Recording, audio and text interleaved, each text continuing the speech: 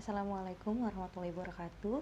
Nama saya Maulida Nur Fitria dari kelas 2D, Prodi Pendidikan Bahasa Inggris, Universitas Singapura Bangsa Karawang, akan memenuhi tugas akhir untuk mata kuliah Perkembangan Peserta Didik. Hakikat perkembangan. Pada bab ini terdapat 3 pembahasan, yaitu yang pertama, pengertian perkembangan, yang kedua, ciri-ciri perkembangan, dan yang ketiga, prinsip-prinsip perkembangan.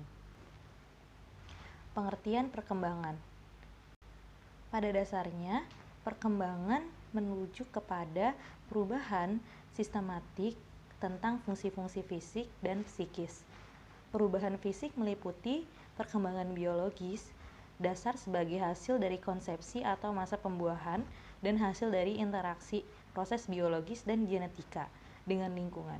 Sementara perubahan psikis menyangkut keseluruhan karakteristik psikologis individu seperti perkembangan kognitif, emosi, sosial, dan moral. Perkembangan merupakan proses perubahan kuantitatif dan kualitatif individu dalam rentang kehidupannya, mulai dari masa konsepsi, masa bayi, masa kanak-kanak, masa remaja, sampai masa dewasa.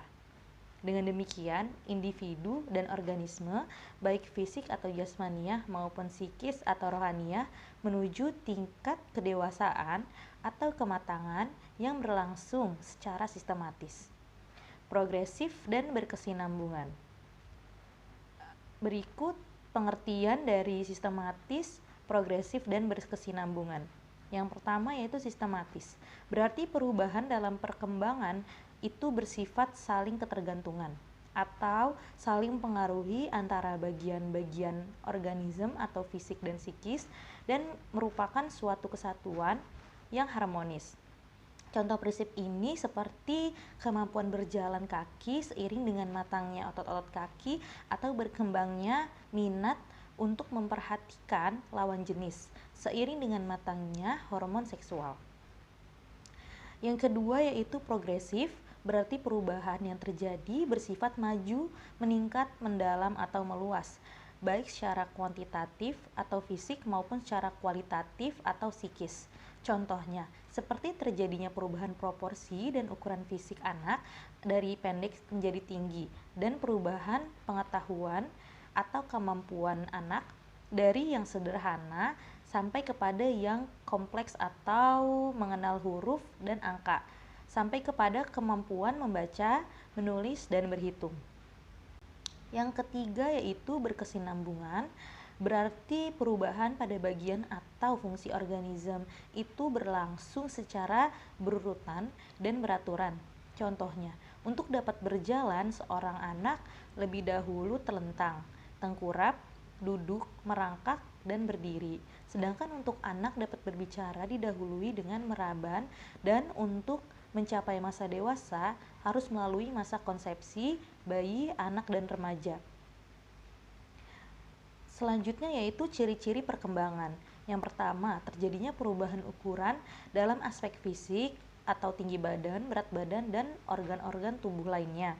Sedangkan aspek psikis atau semakin bertambahnya perbendaharaan kata dan matangnya kemampuan berpikir, mengingat, serta menggunakan imajinasi atau kreatif. Yang kedua yaitu terjadinya perubahan proporsi dalam aspek fisik.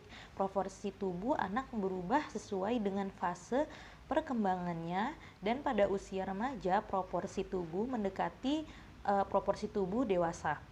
Sedangkan pada aspek psikis atau perubahan imajinasi dari yang fantasi ke realitas, dan perubahan perhatiannya dari yang tertuju kepada dirinya sendiri perlahan-lahan meluas kepada orang lain, terutama kepada teman sebaya. Yang selanjutnya yaitu lenyapnya tanda-tanda lama dalam aspek fisik atau lenyapnya kelenjar timus atau kelenjar kanak-kanak yang terletak pada bagian dada, rambut halus, dan gigi susu.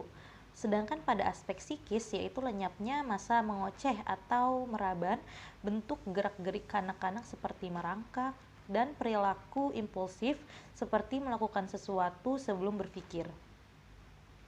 Yang keempat yaitu munculnya tanda-tanda baru dalam aspek fisik dan matangnya organ-organ seksual pada usia remaja, baik primer seperti menstruasi pada wanita dan mimpi basah pada pria, maupun sekunder seperti membesarnya pinggul atau buah dada pada wanita dan tumbuhnya kumis serta perubahan suara pada pria.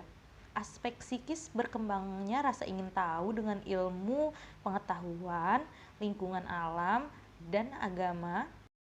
Yang ketiga yaitu prinsip-prinsip perkembangan. Yang pertama, perkembangan merupakan proses yang tidak pernah berhenti sepanjang hidup individu. Yang kedua, semua aspek perkembangan saling mempengaruhi. Yang ketiga, perkembangan terjadi pada tempo yang berlainan. Yang keempat, perkembangan mengikuti pola atau arah tertentu. Yang kelima, setiap fase perkembangan mempunyai ciri khas. Yang keenam, setiap individu yang normal akan mengalami tahapan atau fase perkembangan. Sekian yang dapat saya sampaikan. Kurang lebihnya mohon maaf. Wassalamualaikum warahmatullahi wabarakatuh.